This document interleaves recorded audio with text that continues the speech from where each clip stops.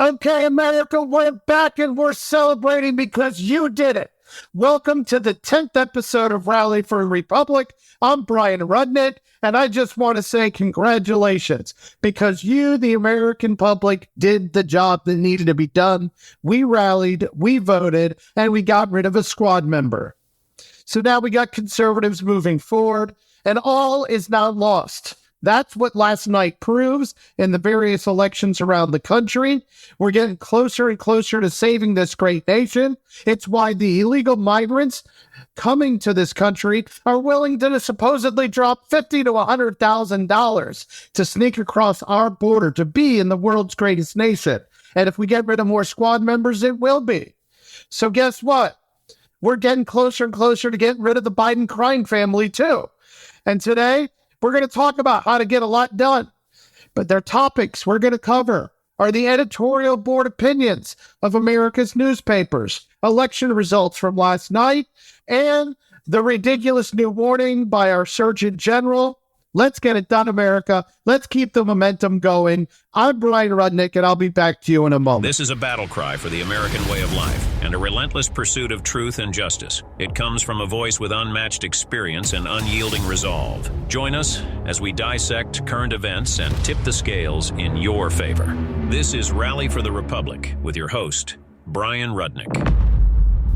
This is Bryan Rudnick at Rally for the Republic headquarters with a big smile on my face, thinking about all the things we are accomplishing, exposing the left, taking down the deep state, and trying to take back our nation. In the process, we've got Judge Merchan. You remember the New York Alvin Bragg case? Well, he's lifting a little bit of the gag order on President Trump. When is somebody going to remind Judge Merchan that Donald Trump gets to talk? It's his First Amendment right. Stop the bullshit. Let the man talk. This is not some banana republic. This is not Stalin's Russia. We're not going to allow you to continue these show trials while Stormy Daniels and Michael Cohen, two degenerates, are getting wealthy off of taking down our president. No, that's wrong. He gets to talk. They get to talk. He gets to talk. Why does Alvin Bragg get to talk? This was meant, if you'd studied the gag orders, it's meant to gag the prosecutor because they can tip the scales of justice, just like Alvin Bragg Brink to do. So enough of that. Migrants. You heard me say it at the opening. We've got people. This is the world's greatest country because Joe Biden has promised to pay for your education. He's promised to pay for your health care. He's promised to get you a home living out of some great expensive New York City hotel. And until yesterday, he was willing to pay off your student loans because how else is old Joe going to buy the vote this election? He's either got to buy it or steal it. That's how he gets it done. That's what Joe knows. He's the big guy, and everybody gets their 10%. Even the Americans who are getting 10% of their student loans paid for. But you didn't come here just to hear me rant about old Joe. Let's talk about the ridiculous, supposedly called mainstream news media and how they want to tip the scales of the 2020 election. They still think editorial boards are important. They are actually trying to interview candidates for the upcoming election at editorial board meetings. And it's funny, I was just with some of my clients talking about whether or not we do it. If you're a Republican candidate, no, you don't show up to the interview with the liberal editorial board. That would be ridiculous. Yes, we don't want to have their endorsement. However, why would you waste your time talking to people who are clearly not going to endorse you, who clearly don't share your worldview, who completely live in a vacuum of 1960 Great Society thinking? Maybe it's 1930s communism, but they don't represent the average American. That's why newspaper sales are in such decline. That's why nobody wants to read them. That's why they have lost the information war. And they're all dwindling because there are a bunch of people who were barely smart enough to become college professors, and they joined editorial boards, and they're censoring the news you get to hear and read. And then they're going to decide for you, the American who's actually out there slugging away in this world, who should be your representative to Congress? Who should be your representative at the state legislature? What do these people even know about running a business or an economy? They've proven to be failures. That's why they're at an editorial board of a newspaper. They don't have business leaders on these things. So candidates are going there, and I read some on social media today who were detailing their experiences at the editorial boards. And it's really funny to me to see the Republican candidate who touts their liberal newspaper's editorial board endorsement, because clearly those are not the people you should be getting elected or wanting to be elected. But these supposedly intelligentsia of our community here at these editorial boards, these Rudnicks, these people who, again, couldn't get real jobs, so they joined these newspapers. And I'm not talking about investigative journalists who actually have to do hard work. I'm not talking about your local beat crime reporter. I'm talking about the highbrow, high society members of the editorial board who just pontificate with nothing to back it up. And they are putting out, it was literally across the country. I was reading newspapers this morning. It's what I do for a few hours every morning.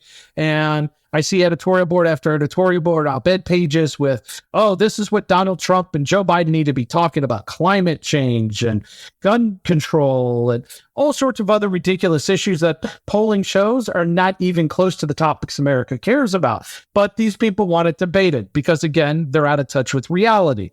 So it's really quite something, right? They want substance. How are you going to get substance in 90 minutes of filtered, censored, debate-style CNN with Joe Biden's rules? Remember, we discussed the rules the other day, the sissy rules? Yeah, you're not going to get to substance. Not going to happen. The format doesn't allow for it. You're going to shut off Donald Trump's microphone. You got to get warmed up to that. He's got to keep going. He'll get the substance. But you know what? You want substance? Let's get 3 hours, Lincoln Douglas style debating going. Somebody in the media wants you to sponsor. It's probably going to take a conservative organization because they're the only ones who actually care about the truth. And you know what's going to happen? America's not going to listen. Because CNN and those guys, they're doing it in a way that they know is good for ratings. The public, we don't have time. They're watching TikTok videos. If it can't be done in a short period of time for TikTok, it's just not going to happen. So guess what? Debates, not so important in our society, and it's definitely not what's going to leave the substance. You want substance? Go talk to the candidates directly. Show up where they're at, ask a question, get to a town hall, write them, call them, but force them to answer your questions. And I'm talking at all levels of government. Don't just accept the TikTok, okay? Remember, that's produced by people like me who sit here and think and maybe swig a few shots of bourbon and come up with great ideas to convince you to vote for our people. You should meet these candidates, see if they really can get those words out. Don't be like the candidate in today's Palm Beach Post who's talking about Twinkies and Yankee Doodles and dandies and ding-dongs, because it's just ridiculous. And don't be the candidate who shows up at the editorial board pontificating with talking points when you need to show the intelligentsia that you can deep dive into policy. Those are other big mistakes. I might even, when those editorial board opinions come out in endorsements, I might take a few and bring them out here to talk to you about them. Okay, let's get on to the next topic, a topic very near and dear to my heart, the Second Amendment. You are listening to Rally for the Republic with your host, Bryan Rudnick. And I've been reading about this 38-page report that Dr. Vivek Murthy, you may recall he got a lot of airtime during the COVID pandemic. He is America's Surgeon General. He looks like he's a naval officer, but he's not. It's just the uniform of the Surgeon General. And he's come out with a report, an election year ploy, I might add, to say we've got a major gun violence epidemic in our country right after that social media warning label that he wants to put out, right? So we've got gun violence, public health emergency, 38 pages of leftist dribble. That's what it is. This is a man who was appointed by Barack Obama, and I can assure you he did not put out this supposed policy paper and clarion call without approval from the White House. Didn't happen. And when you read the media reports about how they come to these conclusions, okay, what you're going to find is there was like a study at Johns Hopkins University and some other places. What they don't tell you is whether or not George Soros or the Brady Group funded the studies. See, the people on the left who hate guns, who think that nobody should have guns, except we still live in a society of Bloods and Crips and MS-13 gangs and stuff like that. So they don't want you. They don't even, in fact, AOC didn't even want police officers to have guns. Same woman who, by the way, tweeted that you should go out and punch a cop. But, then she wants to deny that. I have proof. I have those tweets. I worked on the campaign against her a couple times. I have the evidence. AOC actually promoted that people should go punch a cop. So, coming to you from the woman and her allies who encourage you to punch a cop, coming to you from the people who supported BLM supposedly nonviolence, incendiary riots in America's cities, along with Antifa, that cost over $2 billion in damage, come to you by the people who supported the anti-Semitic campus protests about a month or so ago. They don't want you to have a gun. They don't care that it is clear as day in the Second Amendment of our Constitution. The Founding Fathers said you have a right to speak, a right to pray, a right to complain, or as we Jews say, kvetch. And then they said, you know what? The government might get tyrannical like England did. You have a right to a gun. You have a right to protect your family. And again, if you're a Jewish American, after what happened in Israel, you need a gun. You need like 12 guns. You need them in every room of your house. You need them on like 2 on your body, 3 in your car, because we're never going to let that happen again. Never again is going to have a whole different meaning. But here we are. We got the Surgeon General. Okay. And he wants to tell us that, we should all end up like that woman, that unfortunate woman who was beaten on Sunday outside a Los Angeles synagogue by a bunch of Hamas-loving, terrorist-loving individuals. They're a bunch of weak-kneed pussies as far as I'm concerned. I dare them to come find me and watch what happens if they come looking for me. Watch what happens if they come to any of the synagogues that my friends and I attend. I promise you they're not walking out.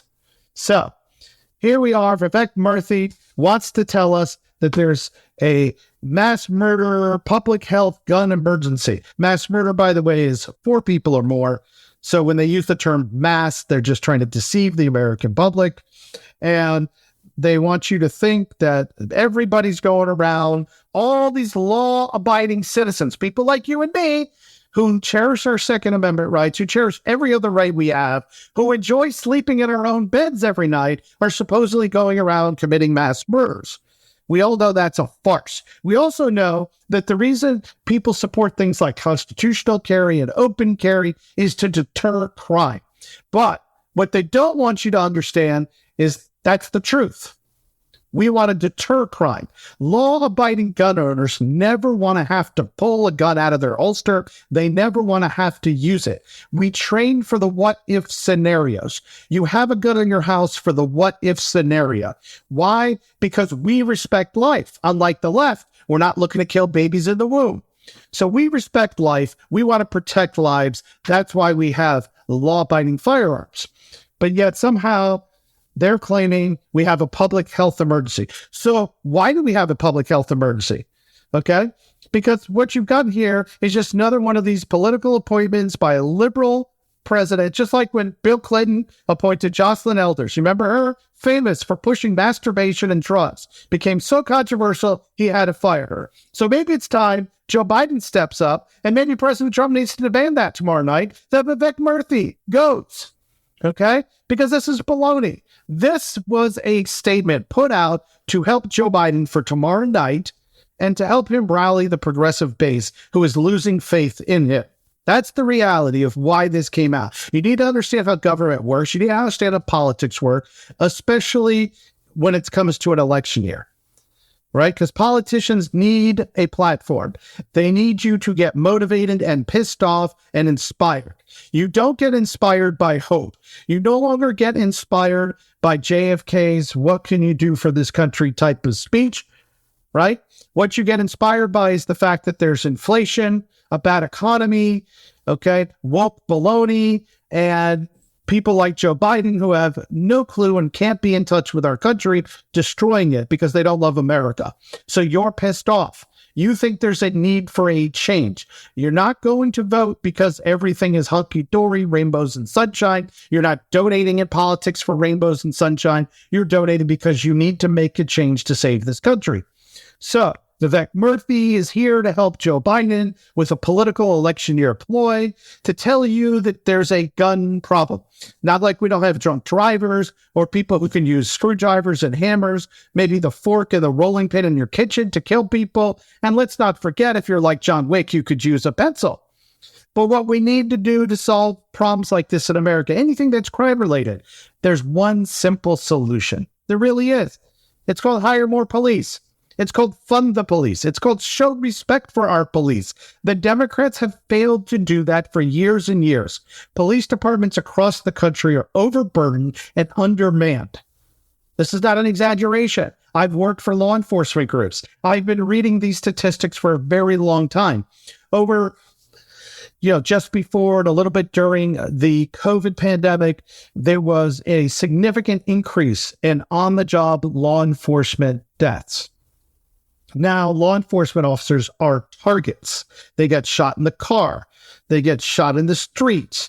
The left wants you to think that every law enforcement officer in America is Derek Chauvin. Well, guess what? They're not. They're great people. They're willing to sacrifice for you. Thank them. Buy them coffee. Buy them breakfast. Buy them dinner. Continue to thank them. Teach your children to thank them because they're willing to protect us from these people who are criminals using illegal guns, illegally purchased guns. And they're out in the streets helping people like BLM and Antifa. And yes, some of them, they might have mental health problems. That comes up. But let's talk. I'm here in South Florida. Parkland is very close by to me. And people talk about the Parkland shooting at the Marjorie Stoneman Douglas High School on a regular basis. They just tore down the building. The perpetrator was Nicholas Cruz, a very disturbed young man. The police showed up to his house over 30 times for reports of a problem. Can somebody please tell me how another law would have stopped him? It should not have taken law enforcement 30 times to come to his house with complaints without somebody deciding that this kid needed to be evaluated. Another law would not have fixed it. Red flag laws would not have done the job. It required common sense from law enforcement and the community. That's the only way you stop things like that. You show respect for our police. You fund them. You teach your children to respect them. Now, more importantly, you also teach your children to respect firearms. And you as law-abiding gun owners, lock them up, secure them, take the ammo out if you're not using it. Do all the right, responsible things to keep the left from saying we don't know what we're doing. Because we don't need more laws targeting law-abiding citizens in this country. No, we need more police officers. We need more highly trained and skilled police officers. Look at what happens in countries, I believe, like Norway, where in order to be a police officer, you actually have to go through like 4 more years of training. But you know what? When you keep bashing police in this country, nobody's going to want to endure that. So we need to remember, this is the United States of America. We need to enforce our laws, which, by the way, starts at our border. So if you're not enforcing the law at our border, why would you be enforcing the law on our streets? We're not. You got the Alvin Braggs of the world, and they have cashless bail. And with cashless bail, guess what? You've got higher recidivism rates, criminals back on the street, crime occurring. Okay? And stop funding Ukraine. Stop it. We don't know these people. They don't know us. We don't owe them anything. What we do owe is the children of America to keep them safe. Keep our children safe. Keep our community safe. That's right. And you know what you do? More police officers. Take those billions and trillions of dollars you have sent to Ukraine, put a stop to it, and demand that American cities and towns get safe. And we get safe by putting the money towards our men and women in law enforcement, the great men and women of law enforcement that we are so fortunate are willing to volunteer to keep us safe day in and day out, knowing that they too are targets. And that's what we're going to do to save America and to keep this country moving forward.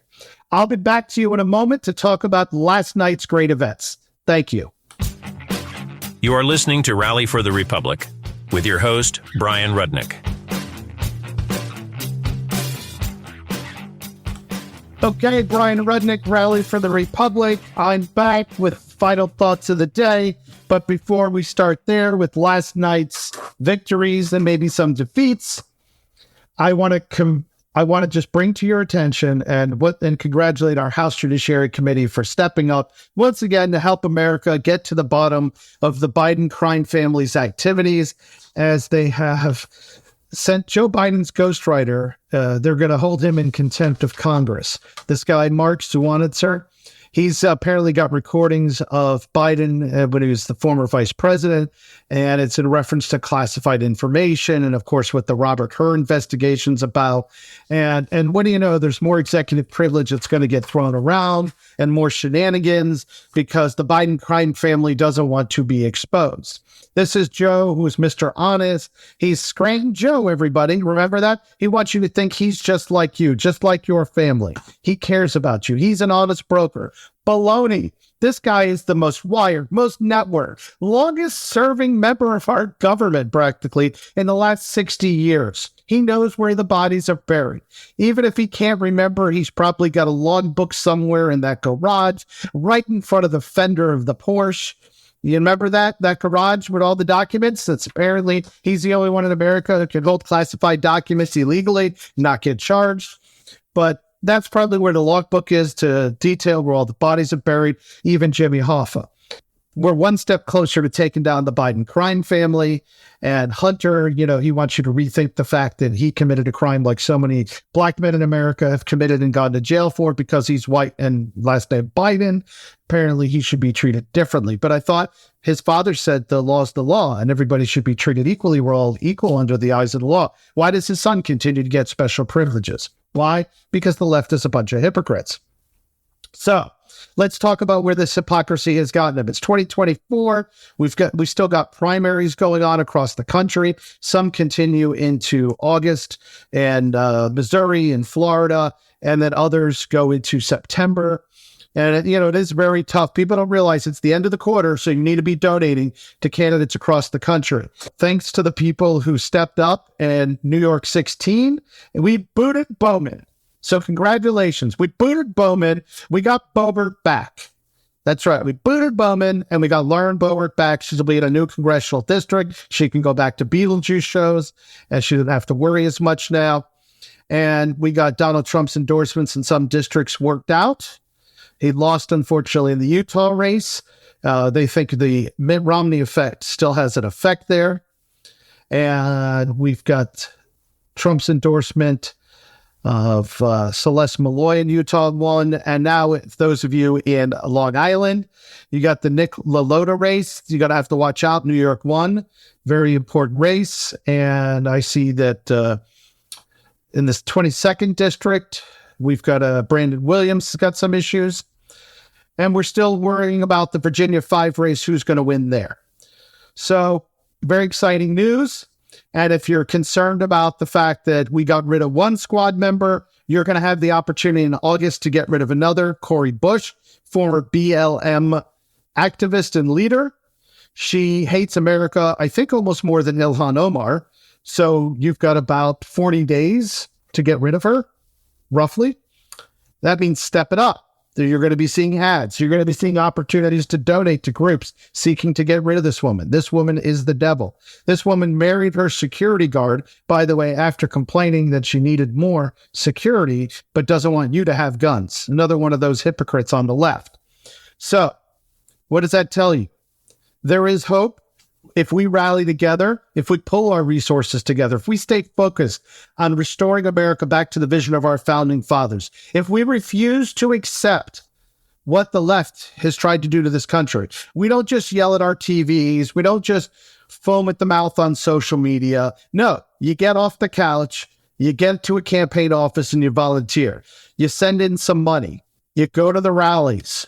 You tell your friends, you share this show with them, you share other materials with them, and you stay informed and you stay engaged. Because if you love this country as much as I love this country, and I truly love this country, this is a country where, we've had to endure things like the Squad for the last few years. But now, after helping America to see the folly of their ways with some of these Squad members, we're able to turn things around. The sunshine and the rainbows might actually be coming out. We're not rushing to judgment yet. I love you. I love America. I need you to keep listening to me. I need you to keep helping me get the message out, because we can get rid of another squad member soon. And that means you've got to stay involved and help me rally for the Republic. So until tomorrow, where we too will prep for the debate, I'm Bryan Rudnick, and I thank you again for your time. Please continue to stay engaged with me at feedback@rallyfortherepublic.com. Take care, and God bless America.